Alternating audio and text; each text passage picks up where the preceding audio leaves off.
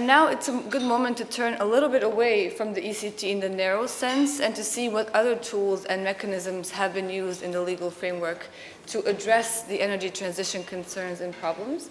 And there has been a wave of claims, mostly in national courts, against both public and private entities for either acts or omissions that seem to harm the energy transition efforts or do not promote them sufficiently. So this is something that is called climate change litigation.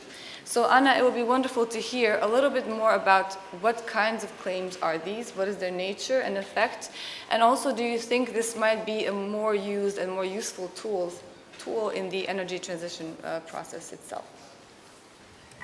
Hvala Fahira, dobar dan.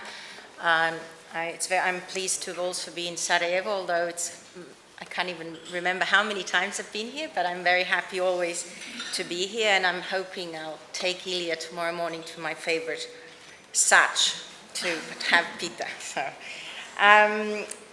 basically what we thought is at this point when we've heard sort of the broader context of, let me say, investment disputes in terms of, and when Philip will talk about it really in terms of the energy transition, is really to give you some context in terms of other types of claims that have been brought in national courts or the European Court or in the European Court of Human Rights as mechanisms to address climate change. So I would emphasize that these are claims against climate change rather than energy transition types claims that we'll talk about later in the discussion, in the sense that energy transition claims are really claims that we're talking about investors bringing against states, whereas when we talk about climate change, we're really talking about actions taken, as Fahira said, against private companies or states for failing to take actions to address climate change issues. And here I will give you really, I'll concentrate primarily on the European Union, because there are cases all around the world, except for, I will mention briefly the US, and obviously the most famous case of the Peruvian farmer that brought the case against RWE, that I think is sort of a key kind of claim to understand. So perhaps start with the Urgenda case. Urgenda case is a case that was brought back in 2015 in the Netherlands by a number of individuals who argued that the Dutch government or the Dutch state had a legal duty pursuant to Dutch law and also the Article 8 of the European Convention on Human Rights to take more measures than it had in terms of addressing climate change. So it basically said that the obligations that the Dutch government had pursuant to EU law were not sufficient in order to address its obligations under the Paris Agreement, and that the obligation needed to be taken further. That case ended up all the way in the Supreme Court, and in December 2019, the Supreme Court held, after it being confirmed at the appeals level, also that the Dutch state had an obligation, and that obligation it was beyond the law that was imposed, and that in fact they needed to reduce their carbon emission by 25% by 2030, and that immediate measures needed to be taken in order to achieve this. That led to immediate actions from the Dutch state, which included things like reducing the speed limit on highways and so on and so forth.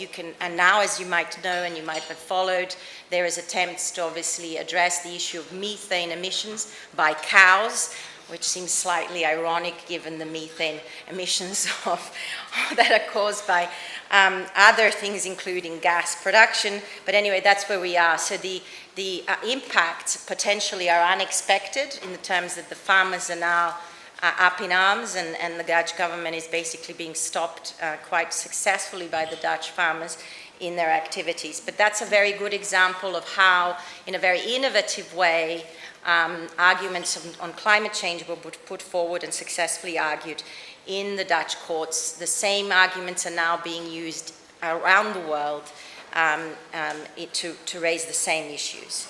The Peruvian case is a case that started again in 2015 by a Peruvian farmer called Saul Luciano Lluya, who lives in a village called Juarez in Peru, And as a result of climate change, he has argued that the lake has been growing in size above his village as the glacier has been melting, and that it has, and it is the claim, it has a serious and immediate risk to the inundation and the flooding of his village and the disappearance of his village.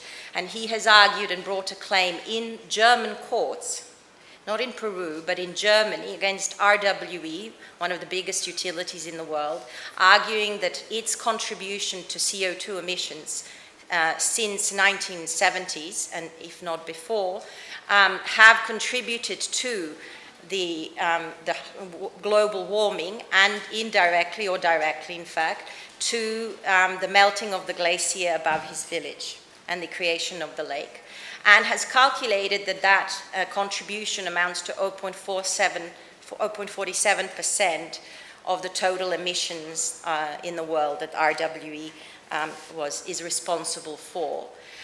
Initially, this friend of mine who's arguing the case, Rada, was told that there was no chance that she would have any success with this case. The case has been argued on the basis of a duty of care, linked again to the Article 8 of the ECHR, the European Convention on Human Rights, as a basis for a claim in Germany by a Peruvian national. The case, after being dismissed initially, has now been rejuvenated, I guess. It started again. It's been sent back to the original court. And the court has, in May of this year, sent experts, and the judge have gone to Peru to actually look at the damage and assess the causality issue. So the case is being, at the very least, seriously considered by the German courts. So that's where that case is. Another interesting case that is in the appeal stage in the European Court of Justice, or the Court of Justice of the European Union, is called the People's Climate Case. It was started in 2018, and it has argued, and this is a claim against the European Union as opposed to member states of the EU. It's brought under the EU treaties, and it seeks to nullify and also bring a claim for non-contractual damages claim against the EU for failing to adopt sufficiently ambitious regulations and directives in terms of renewables targets and also in terms of CO2 emissions. This claim was initially dismissed by the General Chambers of the European Court, the CJEU, the Court of Justice of the European Union. It's now on appeal. It's been on appeal for, well, since 2019. I guess Corona has been keeping them busy with other cases, as has the war in the Ukraine. The key reason for the dismissal of the case is a very contentious issue generally in EU law, and that is the lack of standing that individuals have under EU law to challenge decisions of whether it's in legislation of the European Union. If there's anything to go by, the expectations are that, at least my view is that it's likely that the appeals court will give standing. And the reason for saying that is that in a recent decision with respect to Nord Stream 2, the standing position of the court has been clarified, and it is confirmed a slightly broader definition of standing than we've had so far. And I would imagine that if the court was prepared to do it in the Nord Stream case, that it is very likely to do it with respect to a climate change case, because I think the uproar will be enormous if they were to find that individuals had no standing to challenge climate change policies on the basis that, as the General Court said, that if all people are affected by something, then there's no standing, which seems like a strange definition of standing, at least from a national point of view. Briefly to talk, as Fahira has mentioned, there are also claims not only against states, but also against private companies. And these claims, I'll just give you some because there's numerous examples. One that has been extremely successful was a claim brought by Client Earth first of all, Client Earth in Poland became a shareholder in one of the companies that was publicly listed that was investing in the construction of a coal power station in Poland.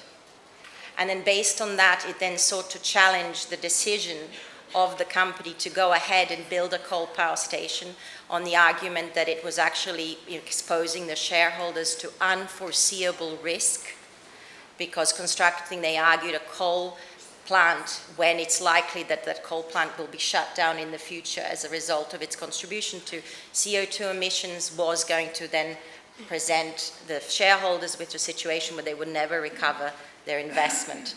That claim was successful, even though it was in the Polish courts, which you would have expected maybe that they wouldn't support such an action.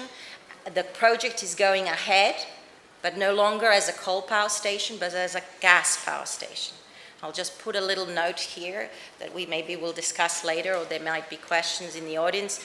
The whole situation with coal now, since the war in Ukraine and the sanctions imposed on Russia, has changed. So coal is no longer the bête noire. In fact, it's now seen as the savior of the European Union, so we'll see how this pans out, and this is something that will then be in discussion with terms of energy transition disputes going forward. And maybe just finally, two types of claims that are perhaps interesting is the claim against Shell that was brought in the Dutch courts on the back of Urgenda, but this time, obviously against Shell as a company. And this is an argument that we are now in the court has now accepted that it has jurisdiction. And basically the argument is that Shell has violated its duty of care as a company in conjunction when that duty of care is read again with Article 8 of the European Convention of Human Rights for its contribution to emissions of CO2, not just in Holland, but throughout the world, so for all of its subsidiaries. So if the claim is successful, it will actually be assessing Shell's contribution worldwide to CO2 emissions and the potential damages for that. So it's a very important claim. And in the United States, there's very many claims, not least against ExxonMobil, for both, I would say, forward-looking knowledge in terms of not forecasting correctly the cost of carbon when they approve projects. That claim so far has been rejected, but I'm sure it will be rejigged and brought in another way. And then also other claims, for example, in the courts of Massachusetts, which are claimed for its past knowledge of climate change, because what has been discovered in discovery is that ExxonMobil directors were discussing climate change and the risks of CO2 emissions already back in the 1970s board meetings. And the argument that has been put by the state advocate generals in the United States is that that knowledge was hid from the investors, and that therefore is a breach of their duty. Whether in some states of the United States it's argued under the Securities and Exchange Commission rules, as opposed to the duty to disclose to the stock exchange, because it's a listed company, and in other circumstances under other provisions of the law. So I think this gives you some sense of the numerous types of ways in which claims with respect to climate change have been brought using different tools, very inventive tools, to both hold states and companies accountable. And I'll stop there. Thank you very much, Anna. It's